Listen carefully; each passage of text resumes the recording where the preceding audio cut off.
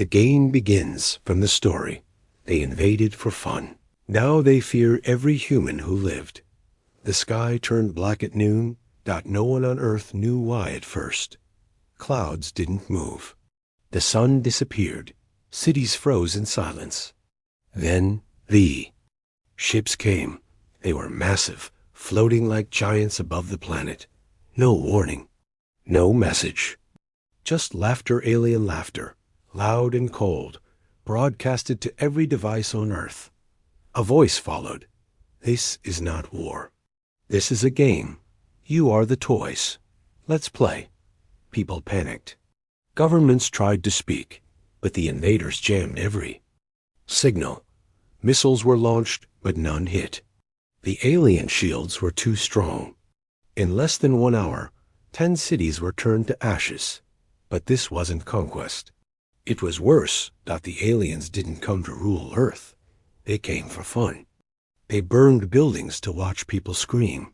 They crushed streets just to see how fast humans ran. They hunted families and called it sport. The leaders of the alien race, known only as the Zareth, laughed as their soldiers recorded. The chaos to them, Earth was a toy box. To the humans, it became a nightmare in a ruined neighborhood outside New Boston. A young woman named Leah hid beneath a broken train. Her clothes were torn. Ash covered her skin. She didn't cry. She didn't move. She held her breath and stared at the body of her brother beside her. He was gone. She knew that, but the soldier who killed him wasn't laughing anymore. The alien lay near the wreckage, throat torn open by a shard of metal. Leah did it with her bare hands. She didn't feel strong. She felt cold, empty, and something inside her had changed. They thought she would run. She didn single quotes T across the ocean. In a forest near the fallen city of Lion, an old man watched from the trees. He had been a history teacher before the sky turned black. Now he was something else. He carried an old hunting bow. His eyes were sharp. He moved like wind. He had just taken down a scout patrol 4 aliens. One by one. No human had trained him for this. But survival, pain, and loss had taught him everything. And he was not alone. Hundreds of small groups were forming in the shadows. Farmers, soldiers, students, doctors, even children. They had no leaders, no plan. Only one common thought. Survive first, and make them pay. The Zareth leaders continued broadcasting their game shows across the galaxy. To them, Earth was entertainment. People screamed. Explosions filled the screen. Viewers from other alien races paid to watch humans suffer. But then, the broadcast glitched. A static noise broke through. The camera feed from one alien's helmet stopped working. Another soldier's body was found hanging from a bridge, a note tied to its neck. Wrong planet. The feed glitched again. On the moon, inside a hidden human station, thought to be abandoned, a signal was sent out.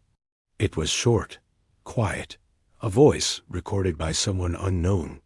We are still alive. We are watching. We are learning. The message repeated only once, then silence. The Zareth laughed when they heard it. They thought it was a joke, but deep inside their cold hearts, something small, something sharp began to grow. Back. On Earth, Leah moved through the ruined streets. She wasn't running anymore. She wasn't hiding. She was hunting. Her eyes were different now. She found an alien helmet and placed it on the ground. Next to it, she drew a mark in the dust. A human handprint. Red with blood. It wasn't a symbol of pain. It was a warning. Across every continent, other survivors did the same. Quietly, carefully, together. They had no armies, no fleets, no superweapons. But they had something more powerful. They had nothing left to lose. And the game? It had just begun. The fire that didn't die. From the story, they invaded for fun. Now, They fear every human who lived. The night was quiet, but not peaceful. In the ruins of old Manila, broken towers stood like skeletons. The Zereth patrols walked through the ash with their glowing rifles and tall armor. Their orders were simple: hunt down survivors and record the fear in their eyes. But that night, fear changed direction. At exactly 2 o'clock, 3 patrol units vanished. No screams, no explosions. Just silence, and then darkness. Inside the sewer tunnels, below the destroyed city, a group of 6 humans moved through knee-deep water. Their faces were painted with mud, their eyes sharp, quiet, and alert. Leading them was a teenage boy named Maiko. Before the invasion, he fixed old bikes and played street football. Now he was something else: a tracker, a ghost among ruins. His job wasn't to fight head-on. It was to make the aliens bleed without ever being seen. He gave a signal. His team stopped. Above them, one of the Zereth squads stood near a broken building, scanning the area. A strange buzzing sound echoed across the alley. One of the aliens stepped forward and fell into the ground. A trap. A silent spike pit, hidden by rubble. No tech, just old human cleverness. The other aliens opened fire, but no enemy was there. Only smoke. Then fire. Silence. Hours later, a Zereth commander named Colax stood over the bodies of his fallen soldiers. His golden armor was stained. He looked around in confusion. Where are they hiding? He growled. Another officer replied, "We scanned every floor. No humans here." Colax's eyes narrowed. Then how did my best hunters die with their eyes open and weapons untouched? There was no answer. Behind them, in the shadows of a rooftop, a human girl watched quietly through a broken lens. She pressed a button on an old camera. Click. Another photo taken. Another memory saved. Her name was Rena, and she had once dreamed of becoming a war reporter. Now she was recording humanity's revenge. Far away, in the cold lands of Siberia, another fire burned. A group of old miners and hunters had turned an abandoned fuel plant into a trap maze. They called it the Wolf's Mouth. Any Zereth soldier who entered was never seen again. They didn't have power armor or plasma cannons. They had steel wires, fire barrels, and a hatred strong enough to keep them awake even when the cold froze their bones. One of the aliens tried to send out a distress beacon from the ruins. Before he could finish the message, a small drone flew into his chest. Homemade, built from broken toys and machine parts. Boom. The explosion was small, but enough. The message never reached their command. In space, aboard the Zereth capital ship watching Earth, reports began to pour in. Unit 81 lost in the Central Zone. Squad 52 offline in the coastal region. No signs of enemy movement. But we keep losing. The generals laughed at first. Then, one of their own commanders, the famous Threx, sent a personal message. We are not fighting farmers. These are not victims. These are survivors. They watch us. They hunt us. And we cannot stop them. Then the feed cut out. Threx was never heard from again. Back in the forest, Maiko and his group sat around a small fire. They didn't speak much. Only a quiet voice whispered, "They came to see us suffer. But now, they can't sleep." Someone chuckled. Another added, "Let's give them more to fear." One girl picked up a small alien badge from the ground trophies from the soldiers they'd taken down. She tied it to her wrist. It wasn't for pride. It was a reminder. They started the fire. But we are the ones who refuse to let it die. They, ones who remember from the story. They invaded for fun. Now they fear every human who lived. The world was broken, but not silent. In hidden places across Earth, survivors started whispering names. Names of lost friends. Names of cities that no longer existed. Names of alien units they had taken down. They weren't just surviving anymore. They were remembering. And that memory was turning into something stronger - revenge. In a forgotten bunker. Beneath the hills of South Africa, a man named Tariq connected wires to a damaged satellite dish. Dust covered the room, but the screen blinked once then again. A soft green light appeared. Signal ready, he whispered. He pressed the button. Across Earth, old radios, hidden earpieces, and makeshift speakers came to life. Static. Then a voice. This is Earth Signal 9. We are alive. We remember. Do not give up. The message repeated in over 30 languages. It wasn't a call for help. It was a call to rise. In the underground tunnels of shattered New York, Leah found a small group of survivors. Most were young, some barely 12 years old. They had lost everything: homes, families, their futures. But when they heard the signal, they sat up. One of the kids asked, "What does it mean?" Leah looked at him and said, "It means we are not alone. It means they made a mistake."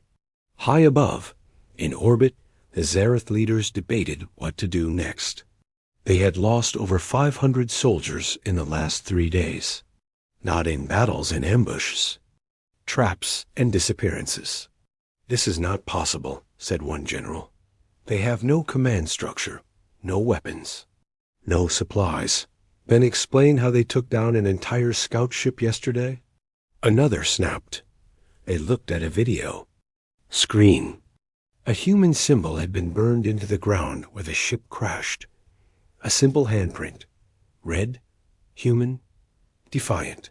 Back on Earth, in an old museum in Berlin, a girl named Nina found a history book.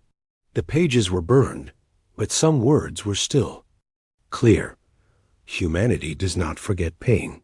Humanity does not forgive cruelty. She didn't cry. She tore out the page and pinned it to the wall. She then turned and joined the other survivors' former teachers, street kids, and mechanics preparing bombs made from fuel cans and pressure valves. They weren't soldiers, but they remembered. In the Amazon, a group of native tribes used the forest like a weapon. The Zareth couldn't track them. The jungle moved. The humans were shadows. Their arrows were coated with poison made from ancient plants.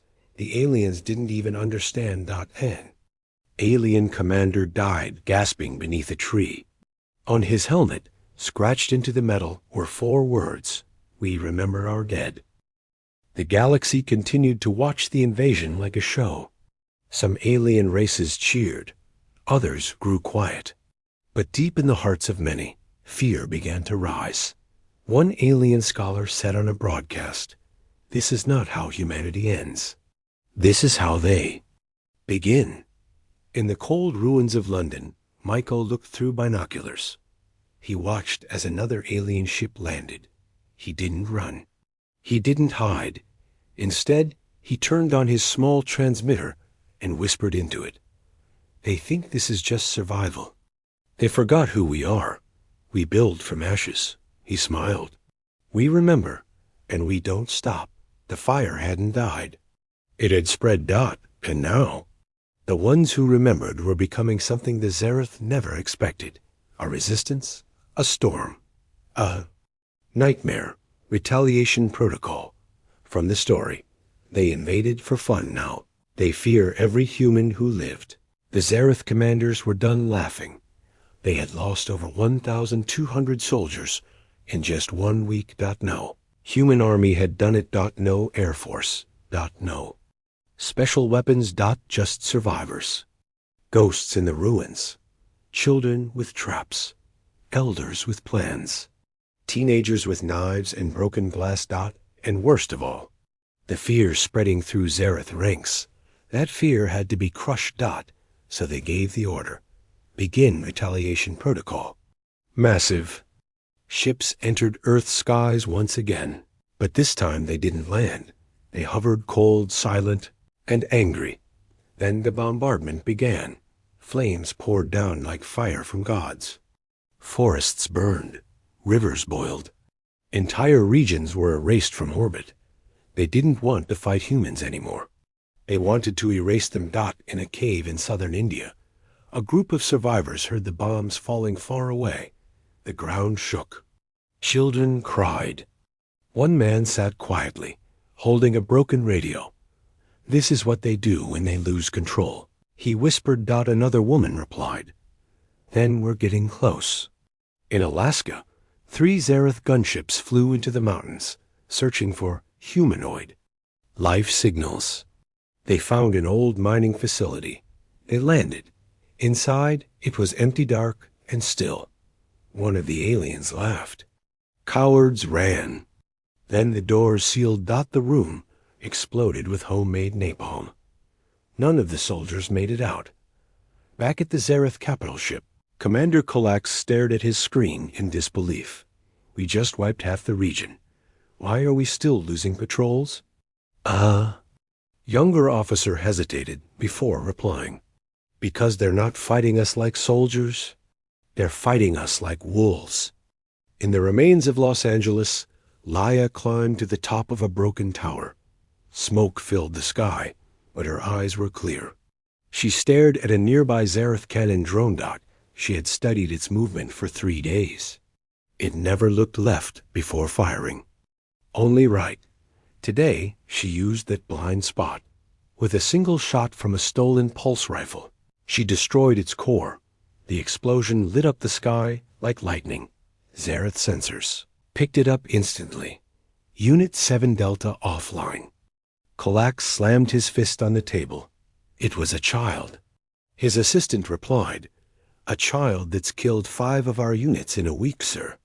Elsewhere, survivors moved like whispers across mountains and wastelands. They didn't gather in big groups. They didn't hold long meetings. They just passed messages, left signs, and vanished again. A single word was now scratched into walls, trees, and even Zareth corpses. Remember, the invaders now feared every shadow, every broken building, every quiet forest. They had the power, the ships, the fire. But humans had one thing the Zareth didn't understand: the will to keep fighting even after losing everything. In Africa, a tribe of hunters created a new ritual.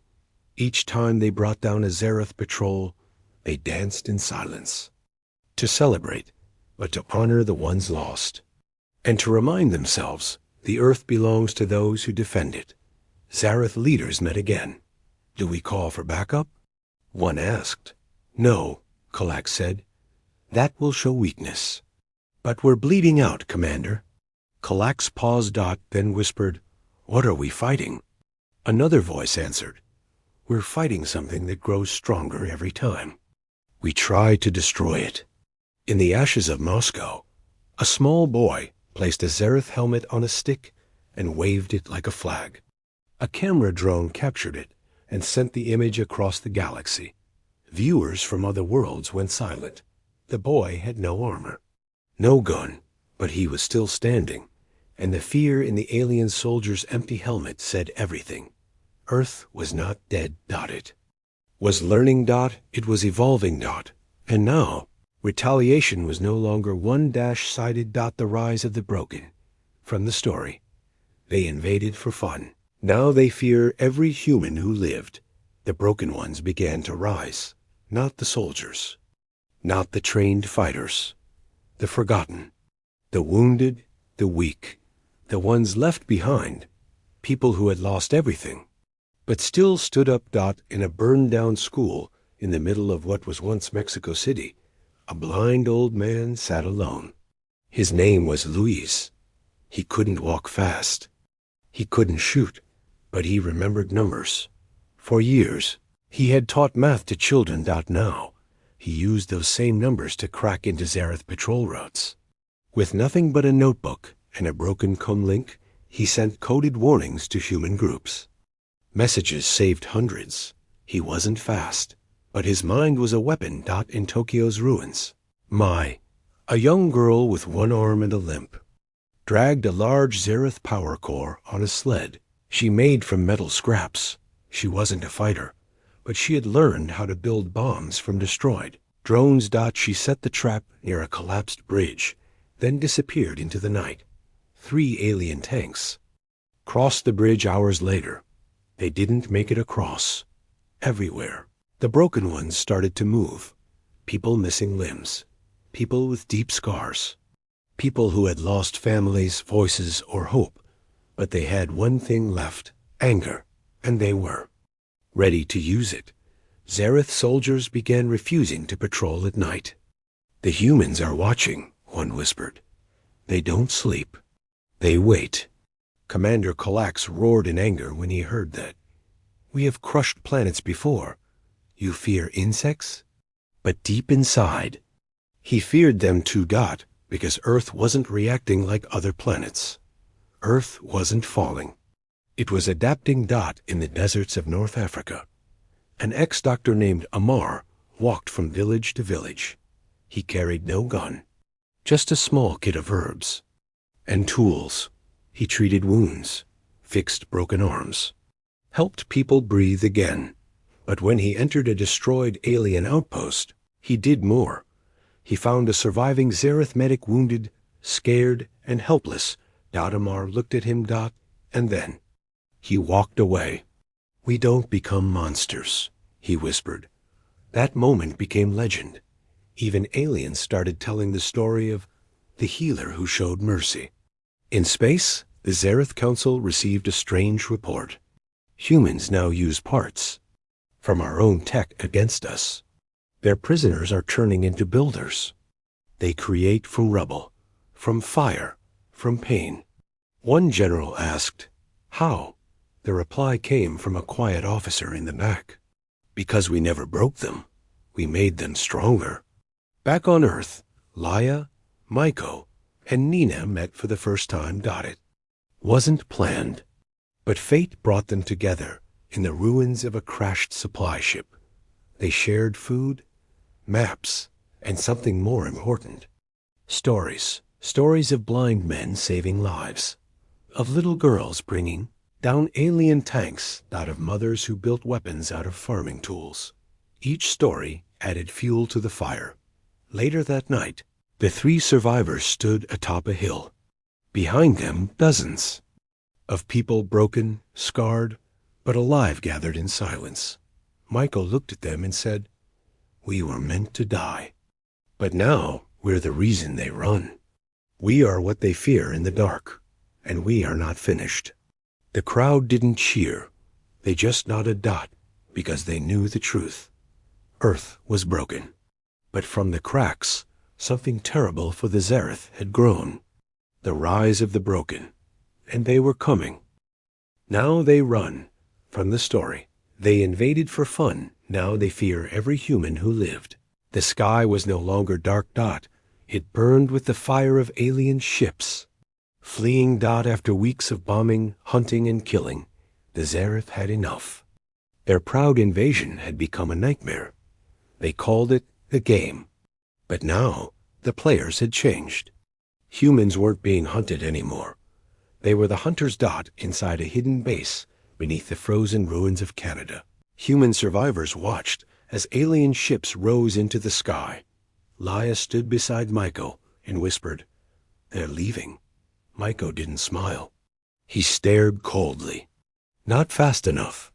Behind them, a group of survivors prepared old missiles once useless, now rebuilt from scrap and alien parts. They didn't aim for war. They aimed for a message. 3 missiles launched. One hit the last Zareth cruiser before it could reach orbit. Explosion lit the clouds. The rest of the alien ships didn't wait. They jumped to light speed. They ran. Far in space, at the edge of the Zareth Empire, panic spread. Earth was supposed to be a test, a playground, a joke. Now it was a warning. A red handprint, the same symbol left by survivors across the planet, was now broadcast on all galactic networks. Beneath it, a simple message scrolled in over 100 languages. "We remember. We survived. We're coming." Back on Earth, Laia sat in silence. She had fought. She had lost friends, family. But she had also seen something beautiful rise from the ashes, strength in weakness, unity in ruin. Nearby, Maiko helped build a new outpost for communication. Kids painted over old walls. They weren't hiding anymore. They were preparing dot in the forests of Europe. The girl named Nina found an alien drone half buried in the mud. She didn't destroy it. She reprogrammed it dot. She sent it back into space with one message. Tell your masters, Earth isn't finished. Across the stars, other alien species saw the broadcasts. Some laughed. Some watched closely, but many grew quiet. They remembered what humans had done with no army, no weapons, and no leadership. What would happen if they had all three? The Zareth locked down their worlds. They banned any missions to Earth. They scrubbed the invasion records from public files, but it was too late, because the stories had already spread. The galaxy now feared. One word, humans. Laia looked at the red sky one last time and whispered, "You came here to play. Now, you run." The end.